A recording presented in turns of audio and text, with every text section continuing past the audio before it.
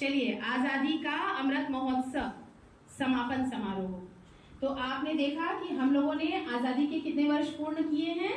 75 वर्ष पूर्ण किए हैं। और 75 वर्ष का समय जो है वो एक बड़ा समय होता है। तो आजादी के 75 वर्ष पूर्ण होने पर हम लोगों ने इस वर्ष उत्सव के रूप में मनाया। ठीक है, पूरा वर्ष हम लोग आजादी का अमृत महोत्सव, ये महा उत्सव था, बड़ा उत्सव था। तो बड़ा कार्यक्रम हम लोगों ने जो है वो साल भर बहुत सारी एक्टिविटीज हम लोगों के लिए आई और हम लोगों ने उसे पूर्ण किया है। ठीक है, तो अब यहाँ पर अब क्या है, अब उसका समापन समारोह हो रहा है। तो इस समापन समारोह में आप देखिए, इस वर्ष हम लोगों ने क्या किया? मेरा देश मेरी माटी, मेरी माटी मेरा देश। हम लोगों ने माटी का कलश जो है वो बनाया है। हम लोगों ने कलश में माटी अपने यहाँ की एकत्रित की है, उसका पूजन किया है, उसकी कलश यात्रा निकाली है, तिरंगा रैली निकाली है कल हम लोगों ने, है ना। ये सारे कार्यक्रम किए हैं। उसी क्रम में हमारा 9 तारीख से लेकर के, देखिए 9 तारीख से लेकर के 15 तारीख तक हम लोगों का ये समापन समारोह चलेगा। उसी समापन समारोह के उपलक्ष्य में कुछ कार्यक्रम आयोजित किए गए हैं, दिनवार वही कार्यक्रम हम लोग कर रहे हैं।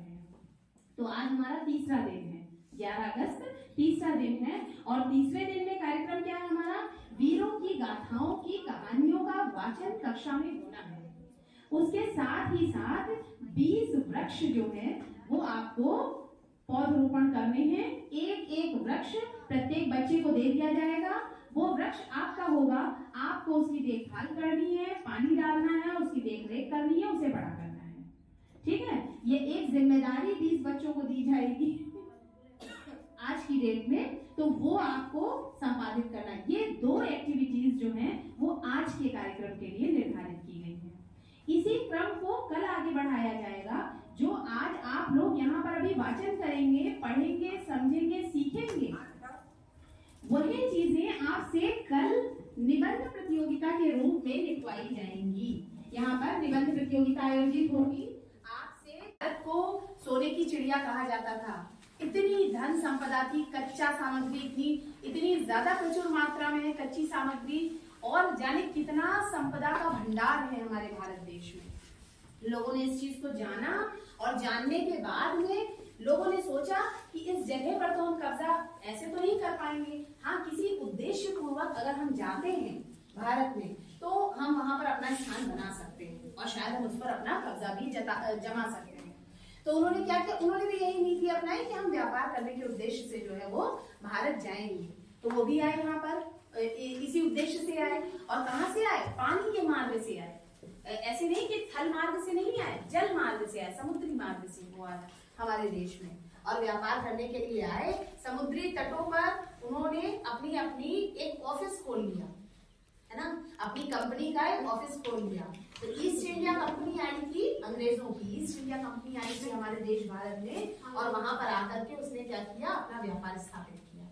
और फिर अपने व्यापार को उन्होंने क्या किया? फिर वो अपने यहाँ से कुछ, हमारे यहाँ से कच्चा सामग्री ले जा रहे थे और वहां से कुछ आकर्षक सामान बना करके लेके आते थे अपने यहाँ से मशीनों के माध्यम से, और राजाओं को क्या करते थे? उन्हें लालच देते थे, अच्छे अच्छे सामग्री का लालच देते थे। अब राजा भी क्या करते थे? उनके लालच में आ जाते थे और उनसे उस सामान को लेकर के जो भी सामग्री वो उन्हें देते थे वो सामग्री उन्हें देते थे, और उसके बदले में उन्हें उनसे क्या मांग लेते थे कि हमें जमीन दे दीजिए, कहीं की भूमि दे दीजिए। तो वो भूमि जो है वो उन्हें उपहार के स्वरूप में दे देते थे। उस भूमि पर वो अपना फिर से दूसरा ऑफिस एक स्थान पे बनाया, दूसरे स्थान पे बनाया, तीसरे स्थान पे बनाया, करते करते उन्होंने पूरे भारत में अपने व्यापारिक ऑफिस जो है वो बना दिए।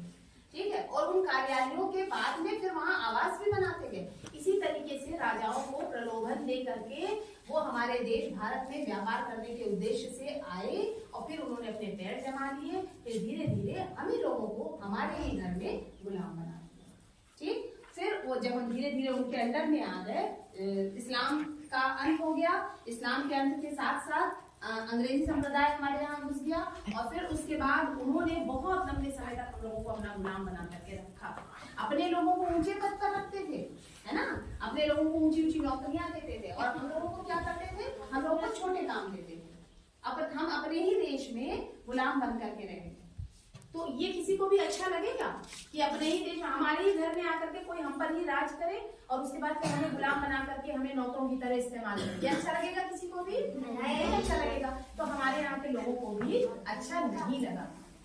तो कुछ लोगों का ज़मीर बहुत जागृत था, जिन लोगों के में बहुत जोश था, वो आगे बढ़ करके नेता बने।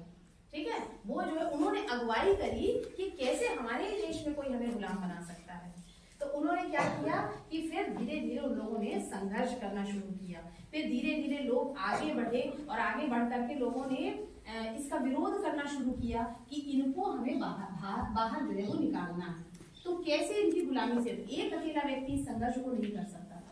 तो बहुत सारे भारतीय सपूत, वीर सपूत इस कार्य के लिए आगे बढ़े और उन्होंने संघर्ष किया। अकेले संघर्ष नहीं हो सकता था, तो उन्होंने अपनी अपनी एक टोलियां बना ली, बड़ी बड़ी टोलियां बनाई, बड़े बड़े संप्रदाय बने, बड़े बड़े समूह बनाए उन्होंने, और समूहों के माध्यम से उन्होंने अंग्रेजों का विरोध करना और उनसे संघर्ष करना शुरू किया कि आप यहाँ से जाइए, ये आपका घर नहीं है, ये हम हिंदुस्तानियों का घर है, तो हमें यहाँ पर रहना है।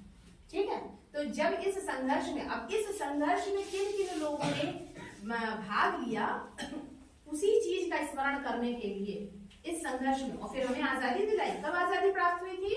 15 अगस्त 1947। 15 अगस्त 1947 को 1857 में पहली बार संघर्ष शुरू हुआ था। 1857 में कब शुरू हुआ था? 1857 में पहला संघर्ष तभी से शुरू हुआ था। मंगल पांडे ने जो है वो शुरू किया था।